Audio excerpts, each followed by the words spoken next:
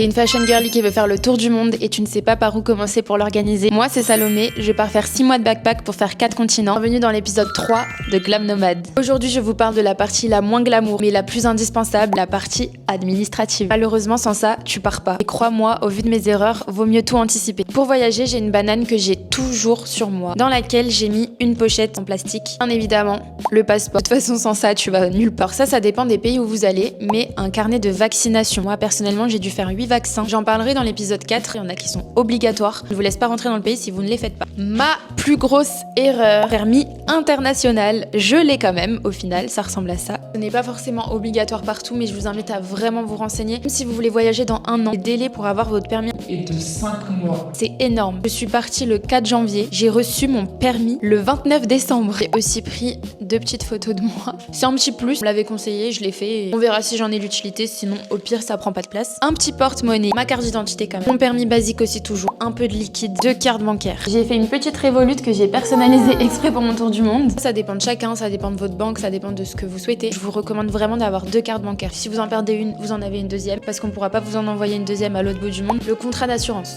Très important d'être assuré. Faut être complètement fou pour partir sans assurance. Santé, rapatriement, responsabilité civile et non négociable quand tu pars longtemps. Passe au visa. Alors le visa c'est très particulier parce que c'est propre à chaque pays et je vous invite vraiment à aller sur le site du gouvernement pour vérifier les conditions d'entrée. Elles sont très divergentes en fonction des pays. Surtout les délais ne sont pas les mêmes. Enfin, je vous recommande vivement d'avoir tous ces documents, les copies de tous ces documents sur votre téléphone. Pareil, non négociable, on sait jamais ce qui peut arriver, vous pouvez les perdre. Dans le prochain épisode, je te montre ma trousse à pharmacie et comment je me suis préparée côté santé pour ce voyage. Abonne-toi si tu veux suivre mon aventure Glam Nomade.